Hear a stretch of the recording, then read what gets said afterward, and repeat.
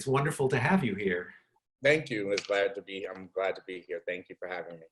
Oh, absolutely. And you and I go back a few years because you were the first person that I interviewed for Gay Sons and Mothers. I love the idea of your project. I think that mothers of gay sons should be honored, but our relationships are fairly unique because of the diversity of the relationships, the cultures, and I just feel that when a mother stands by her gay son, it's important to celebrate.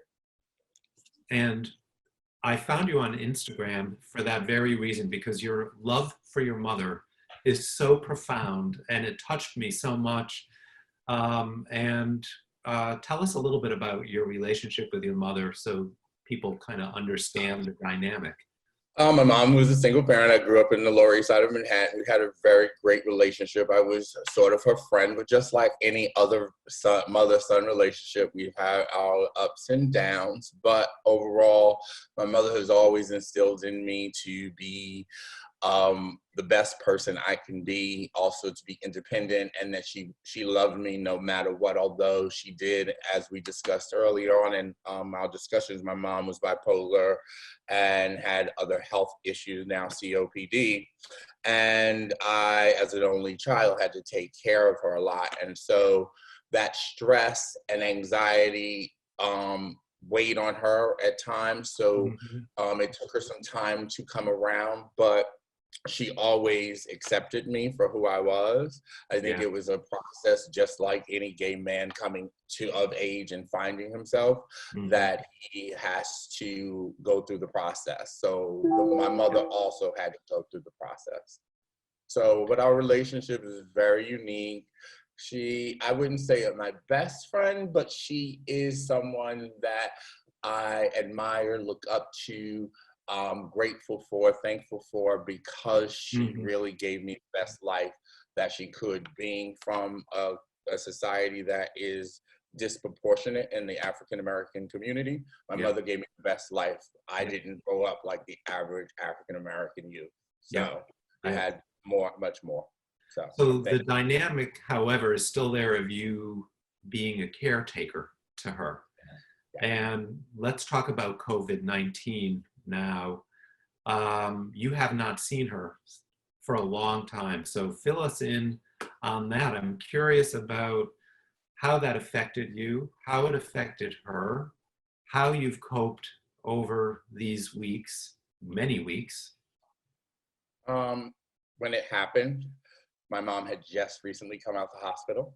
She was sick actually in November, December, and I'm very highly anticipating to see her get tested, because I believe that my mom might have had this already. My mom has severe COPD, her lungs are failing, and she's on oxygen 24/7 and her CPAP at night.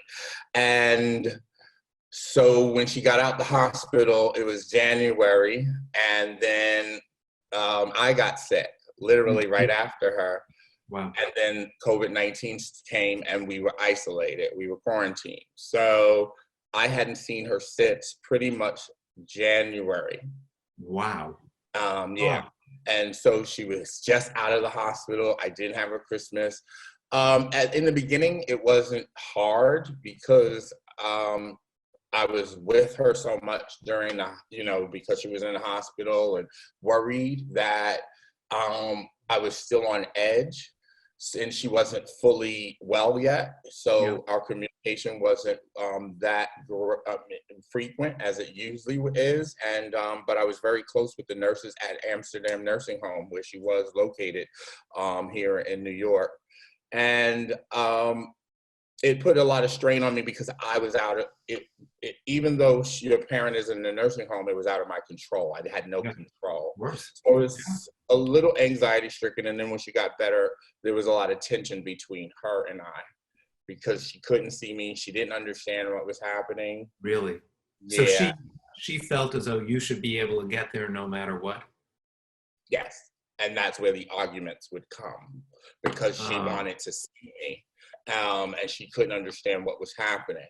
And then, if you think of an individual who is a loner, who only has her son, that's very traumatic on a person's well-being and a mental state. Yes. And so I think our tension grew because of that. And so it was So a even, little challenging. sorry. No. So even though she understood, or even though you attempted to have her understand that it wasn't your decision, she couldn't accept that. No, she couldn't. And I think some of her anger was channeled at certain people in my life and things that were happening. She was just disconnected, just from me, because I was the only person who would take her out for walks and Yeah. do stuff and bring her candy and sweets and things of that nature. And all that immediately stopped. So it's like she was the kid who didn't fully understand or grasp the magnitude of COVID-19. Yes, but we also have to go back because she was sick for almost 3 weeks before that. She was almost out of it. So she was also out of it for 3 weeks prior to COVID happening. Yes. So she was so disoriented. Right. Do you think she had COVID during that period of time? I think I'm having a funny suspicion. My mom suffers from COPD. And there were certain symptoms that she did have. It almost mimicked a flu. She did have high levels of ammonia in her body that made her have confusion, lack of speech. My mom couldn't speak. Wow. She was starting to stutter.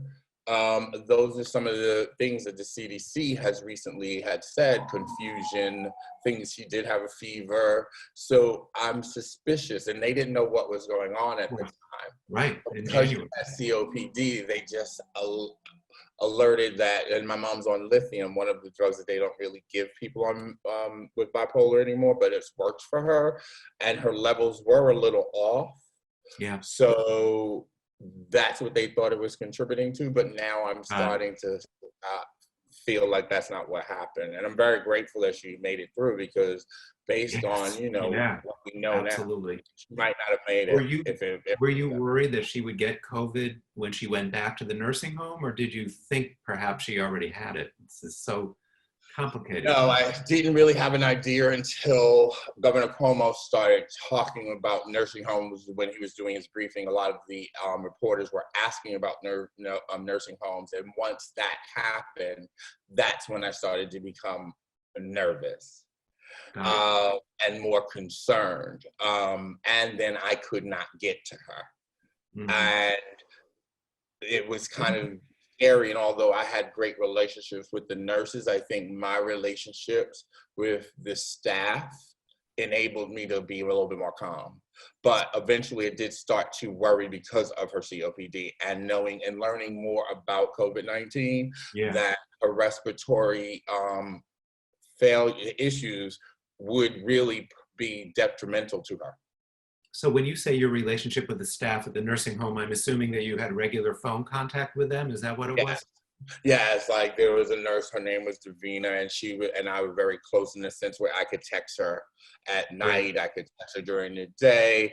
If I couldn't get in touch with my mom on the other hand was had different advantages than most patients, because she had a cell phone. I had a phone in her room, and most nursing homes don't give phones to their patients.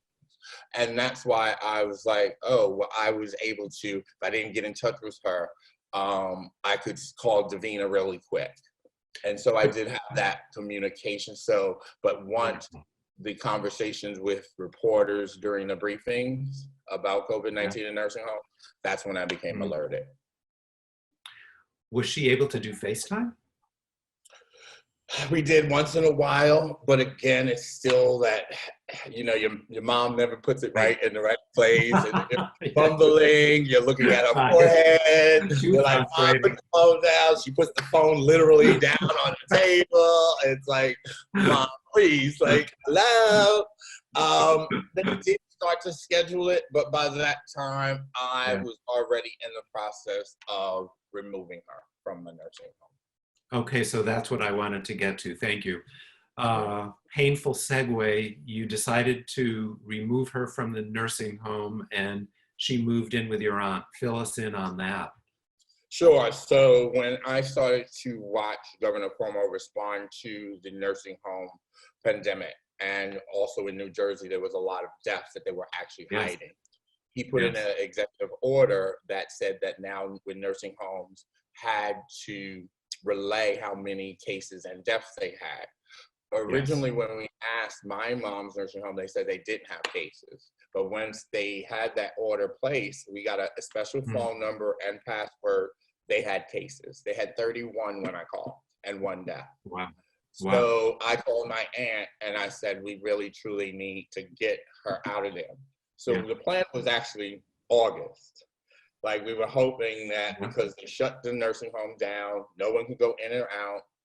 So um, Governor Cuomo did a briefing and he was not with his mother. And his concern for his mother, and he was mad at Chris, his brother, for being around his mother when he caught COVID-19. I Yeah. then knew that it was on my Yes. responsibility Wow. to take my mom out. I Mhm. know other parents, other children might not be able or financially or equipped to do that. I'm grateful that I was, but it was really watching Governor Cuomo, the way that he was separating himself from his mother, that made me realize that he can do but so much to Yeah. protect these vulnerable Yeah. people. It was on Mhm. the family to make decisions, and that's why she moved to Atlanta on Friday.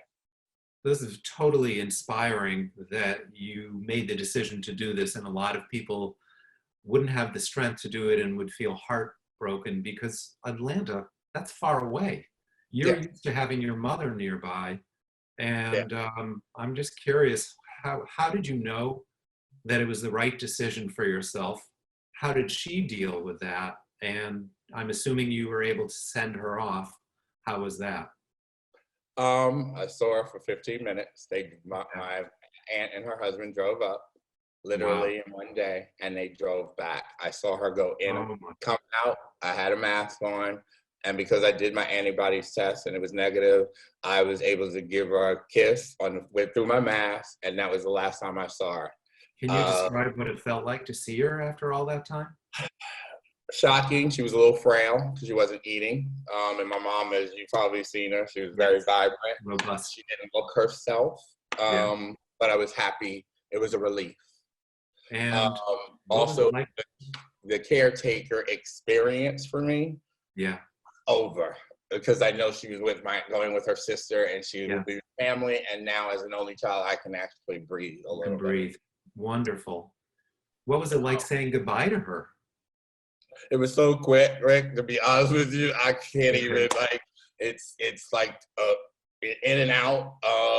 It was nice. It was great. It was fantastic that the reason why it got pushed up from August is because a housekeeper became positive who was actually Mhm. cleaning my mom's room.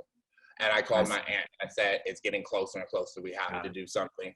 And Yeah. then that's how it happened immediately.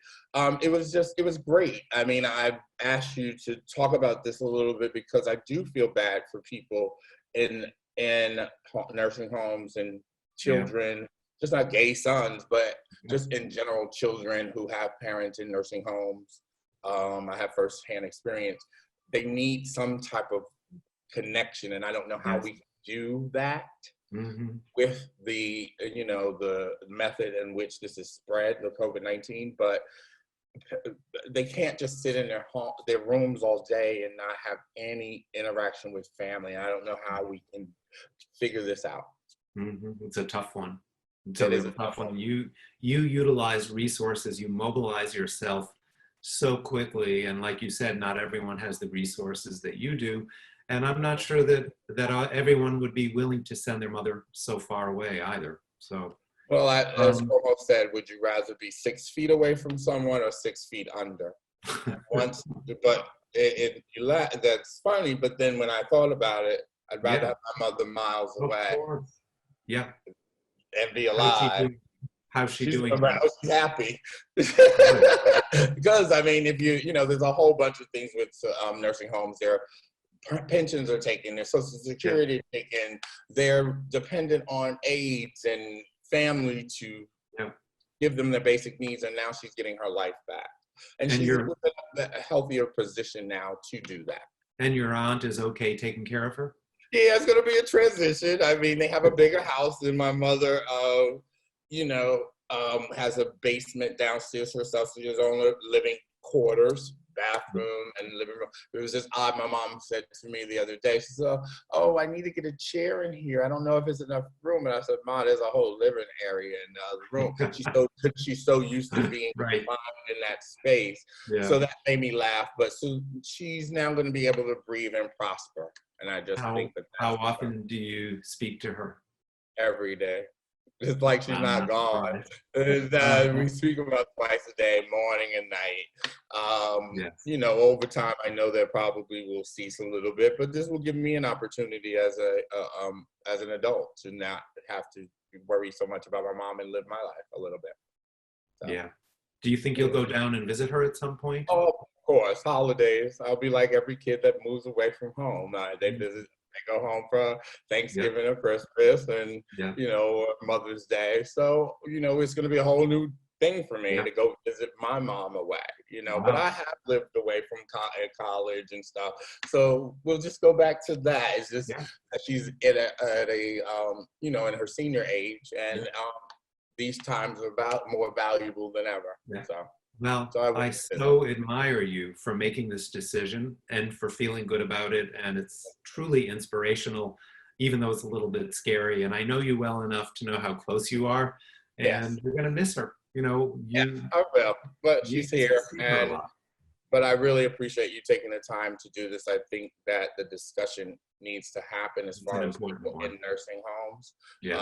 I definitely, once you publish this, I want to send it to Governor Cuomo because I think he has to hear intelligent, smart people who have ideas of how that this is affecting our parents. Absolutely. They have to actually concentrate on figuring out how to allow us to interact in person in some fashion or form, even if it's reconstructing their lobbies or whatever with petitions. Yeah. But I can't imagine having a parent who can't speak. Right. I had a parent who could speak. So, but those people that, like you asked me earlier, who my mom didn't understand what was going on. Can you imagine those people who can't speak and don't understand why their relatives haven't shown up in months? It's so sad. It's horrible. Yeah. So that's why I suggested this. Oh, and I love it. Great topic. Well, Corey, thank you so much for the inspiration in so many ways. Thank you. Now, I know that your mother is not as technologically proficient as you may like, but she ends up being able to watch this. Yes, she will. A message right now. I will. Hey, Mom, I just wanted to say I'm very happy for you that we were able to get you home out of the nursing home and safely and sound to Atlanta. I wish you a happy journey in this new life. I will miss you. I love you, but I'm always here, as well as I know you're always there for me. Love you. Mwah.